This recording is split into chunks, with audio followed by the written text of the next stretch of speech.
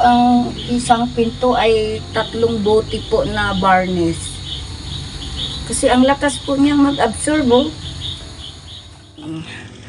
So ayan, dahil kahit may buhangin pa tayo, baka kulangin po yung buhangin doon sa malapit sa sasakyan. So, nagpa-deliver ulit si Jeepo ng buhangin at siminto. Ayan. So andito na.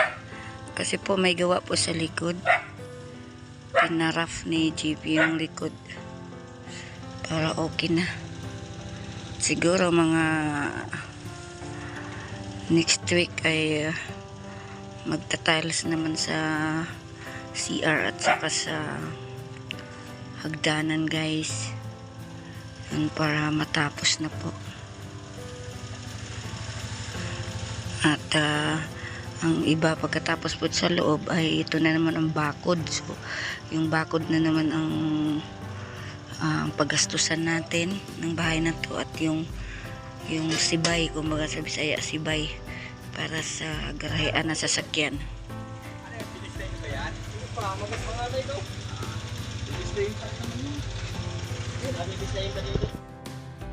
So ayan, happy day Tuesday mga kalingap.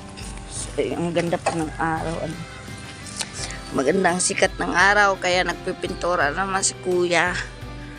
Tuloy ang pintura. So yan ang na ata yan, guys. Last na yan, kuya.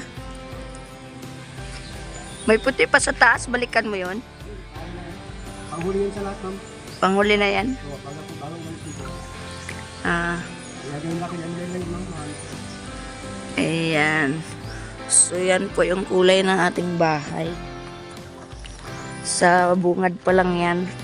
Sa likod ay mag-skim coat pa lang. Pero yan dyan, tsaka dito sa baba, yan muna unahin ng pintura, guys. So dito ay skim coat pa lang So matatapos din yan. Paunti-unti lang. Ayun, doon sa by Bicat.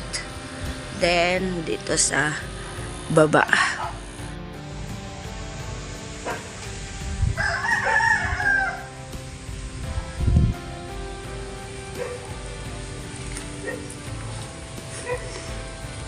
Ayan, good afternoon. So yung taas ay okay na.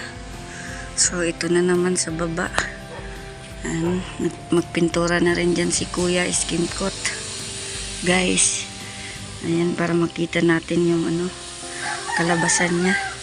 So maganda na po, oh. Ayan, maganda na po, guys, yung kulay ng ating bahay. Maliwanag, maliwalas. Ayan. Dito naman ay nag-uumpisa naman siya ng pagkulay. Ng final coating ng ating bahayan.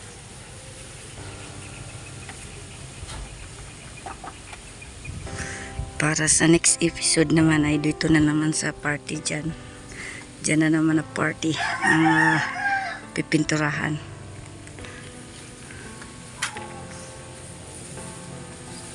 Po mga kalingap. So yun.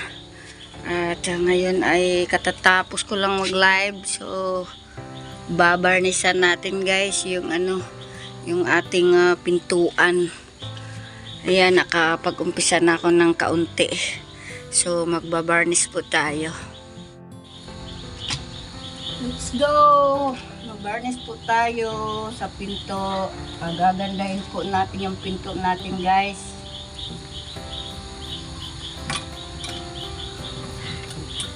Hira.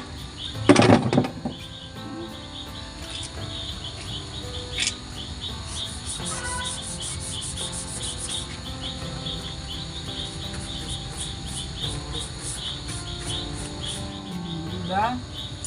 Wow, ganda, guys.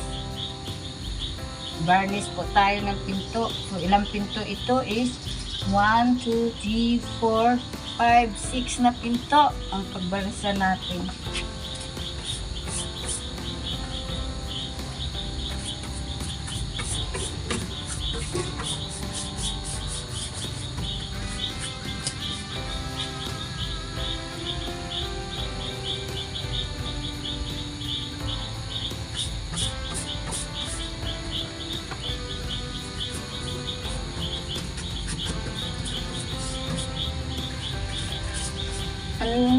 lakas po mag-absorb ng siguro ang isang pinto ay 3 bote po na varnish.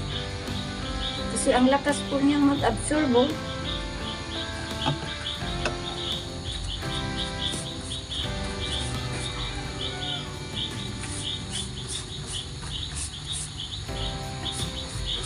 Ang iba po nito ay ang ginagamit po nito ay pinipinturahan, pero ako ayaw kong pintura. Diba may pintura din katulad nitong kulay. So ako gusto ko guys varnish po. Itong ginamit ko is mahogany varnish. Alam niyo po yung nung una, nung bata pa ako, yung varnish po is lang po ito, 15 pesos. Tapos naging 35, ngayon guys nagiging 75 pesos na. Nagmahal na ang mga varnish.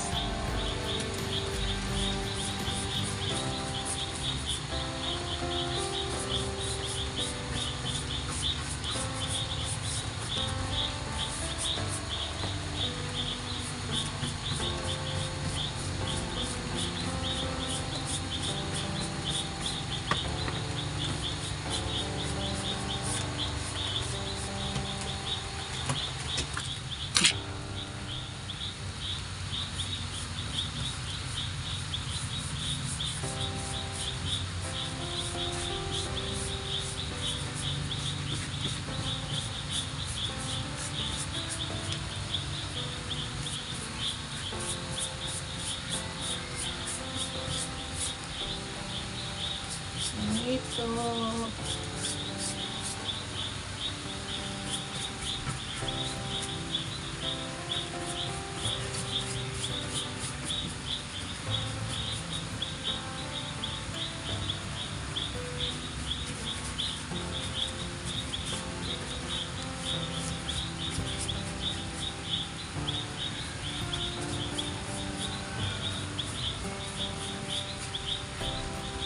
Ito.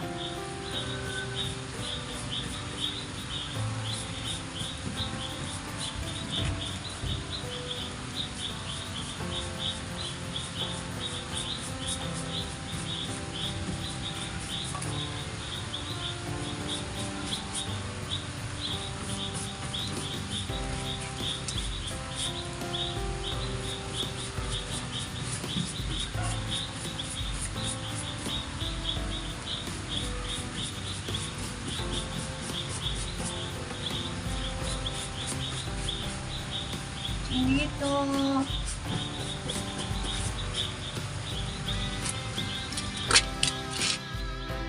So, ayan na po ang obra natin. Nagabihan po tayo mga kalingap at binigyan lang po natin ng kulay, ng buhay ang pintuan namin. No?